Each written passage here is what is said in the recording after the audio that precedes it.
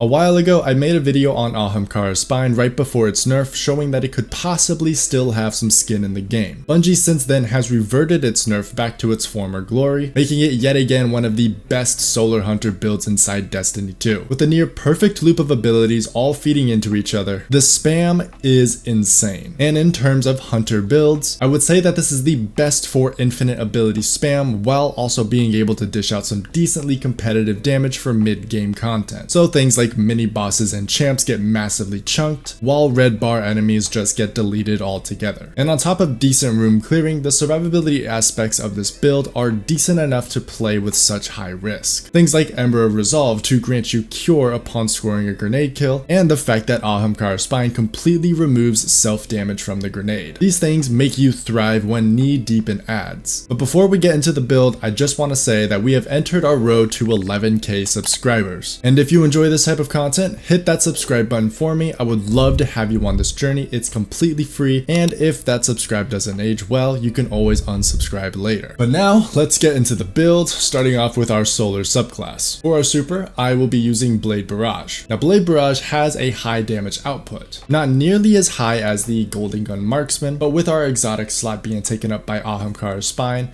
it is best just to go with the Blade Barrage. Now, since we will be moving on from that, we will start off with the cornerstone of the entire rotation, and that's going to be with our class ability, the Gambler's Dodge. When performing a dodge near an enemy, we get 100% of our melee ability back. And when we get into the rotation portion of the video, you're going to understand why this is the cornerstone of the whole build. But moving on from the class, we do have our melee ability, which we will be using Knife Trick for. Reason being, for the very practical reason that each knife counts as its own individual ability hit. And when pairing this with Ahamkara's Spine, as it states on the exotic, we will be getting 33% of our grenade energy per ability hit. So in just one melee, we are able to get a fully refunded grenade back every time. But moving on from the melee, we do have the grenade itself. Of course, needing to be the Trip Mine grenade, only because we have to. But to list off some stats, for those that are just curious, Ahamkara's Spine buffs Trip Mines in a lot of ways, doing 14% more damage, increasing the length and size of the explosion by 14 meters, making explosions from the grenade no longer deal self-damage, and giving the trip mines longer duration with added durability. And now moving on from that, we do have our aspects. And the first one being On Your Mark. We are strictly only using On Your Mark simply because it comes with 3 fragment slots. No other reason, so moving on to our next aspect, which will be Knock 'em Down. And Knock 'em Down does 2 extremely nice things for us. The first trait being that it will make us shoot out more projectiles with our Blade Barrage. And for its second trait, being one of the main reasons that we are going for it with this build, is that it states that while you are radiant, final blows with your equipped throwing knife will fully refund your melee energy. And with that said, we do need our source on how to become radiant. So moving on to our very first fragment in the build, it will be Ember of Torches. Powered melee attacks against combatants make you and nearbys radiant. The synergy between Ember of Torches and Knock 'em Down make it to where your melee ability is just completely self-sufficient on returning itself. Just each kill, one after another. Now moving on to our next fragment, it is strictly just so we can have a better chance in the field. And that's with Ember of Resolve. Solar Grenade Final Blows cure you. I'm a big fan of health gains, so I don't see a downside of just having this on. And trust me, you will be throwing a lot of grenades. Moving on next, we do have Ember of Singeing, and it states that your class ability recharges faster when you scorch targets. And with a build like this, scorching targets is dime a dozen. But for each target that you scorch, you will gain 3 stagnated seconds of a 400% additional base cooldown to your class ability. And with a build like this, scorching targets is not too hard, now is it? Now speaking of scorching, we do have our next fragment, which is Ember of Ashes. And this is for more reasons than just one. It makes Scorch last longer, therefore you are doing more tick damage over time to the selected enemy, and it makes reaching an ignition more forgiving. Now you can proc an ignition without Ember of Ashes on,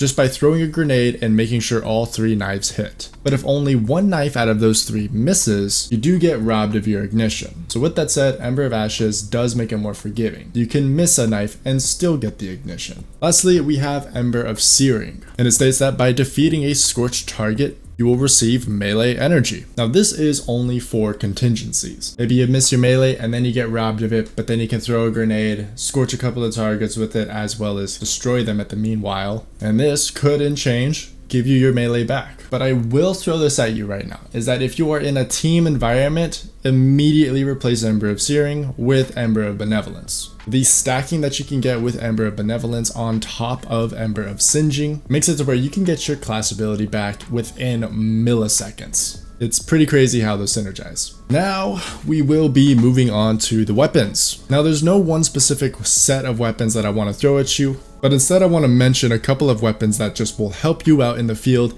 and especially complement this build. First up being Tractor Cannon. In any mid-game content, you might run into the occasional overload. Tractor Cannon will stun those guys, and as well as apply a 30% debuff if you are looking to double down on the damage that you can do with your trip mines. Next up, we do have Sunshot. It's just an all well-rounded weapon, not much to elaborate on there. But if you do take your exotic slot up by a different weapon, you can run any weapon that just has the perk Incandescent, and by killing an enemy with your weapon with Incandescent, it will splash Scorch upon other targets, making your class ability in return come back just as fast. And to add on to that, we do have a few weapons that are able to roll another perk that I want to bring up, which would be Heal Clip. Ember of Resolve can carry the most of the survivability, but if you are looking for just that little extra help in the field, having a Heal Clip Incandescent roll is never a bad option. So if you're going down that route, my recommendation to you is a Incandescent Heal Clip roll of Aberrant Action. But now moving on to the mods. Now where normally mods don't matter, here you can get a lot of benefit from them. So I'll let you copy it down here, pause the video if you just want to take a look at it. But we're going to be going into the mods starting now. So with the headpiece and us throwing an absurd amount of grenades, I did go with 2 Ashes to Assets. Because the only thing better than grenade spam is super spam. And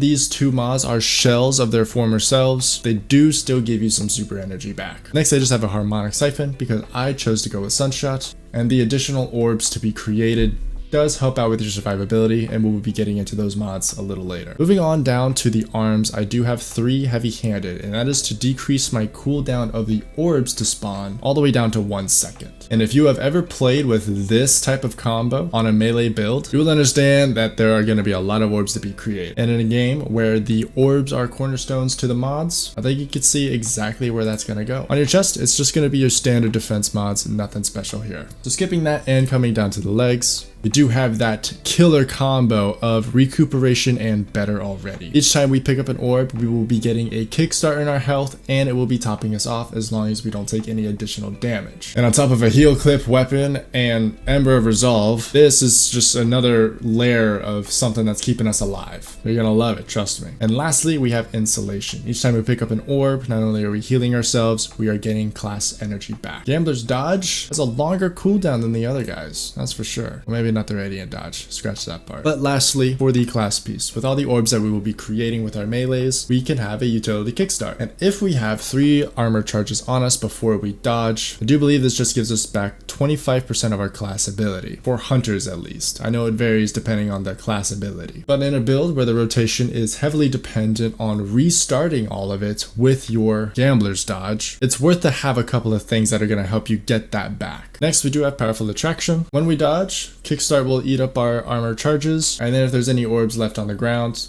this will just pick those up for us. It's kind of almost an infinite loop there. And then to top that all off, maybe we missed a knife with our knife trick. Bomber will help us there get our grenade back just that much faster. Now we are going to get into the gameplay strategy. In any encounter with adds, there's really no incorrect way of how to begin the rotation. You can start off with the melee if you want, you can start off with the grenade if you want, it doesn't really matter. But for the more tankier enemies that require an optimal rotation just for you to squeeze out as much damage as possible, it's going to go something like this. Throw your grenade, then throw your melee, then throw a grenade again, wait for the ignition to happen, throw your grenade once more, then dodge to get your melee back, and rinse and repeat. The time that it takes for you to go through this rotation should be enough for you to stall out long enough for your class ability to come back in the end, just so you can keep the cycle going. Now, I hope you guys have enjoyed this video, and if you have, consider sticking around. Subscribing is always free, and it helps me out more than you know. And while you're down there, hit the like button for me.